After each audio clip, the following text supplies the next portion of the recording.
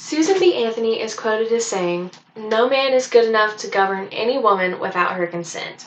Hi, my name is Jennifer Franklin, and the purpose of my speech is to inform you about Susan B. Anthony's life as a key player in the women's suffrage movement.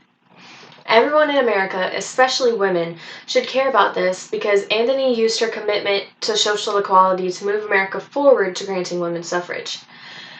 I've gained knowledge on this topic through extensive research and through studying the various organizations Anthony started and/or participated in.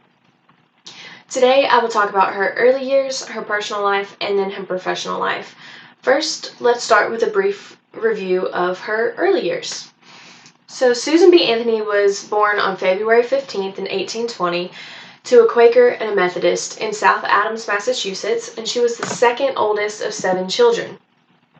In an interview with Anthony, she mentions that growing up in a household with different viewpoints caused for many religious and cultural debates at the dinner table.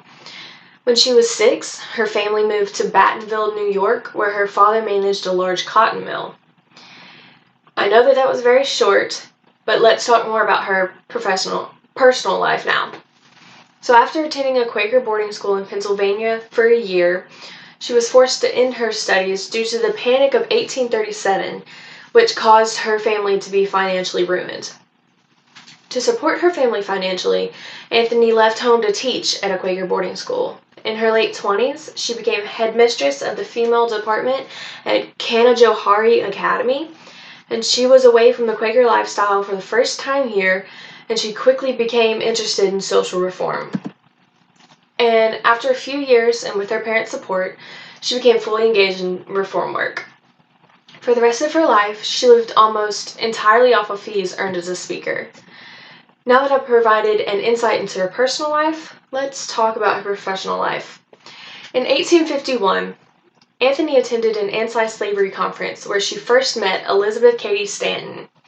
The first thing the pair did together was establish the Women's New York State Temperance Society in 1852.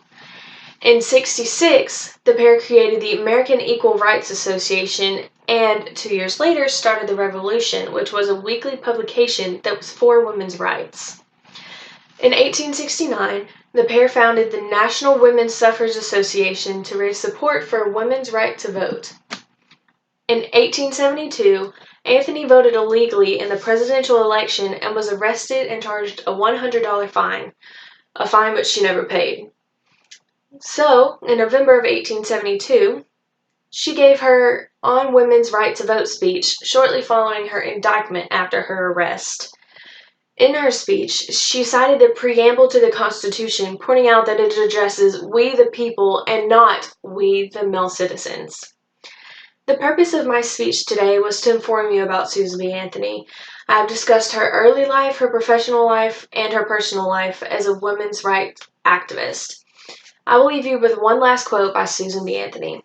"The day may be approaching when the whole world will recognize women as the equal of man."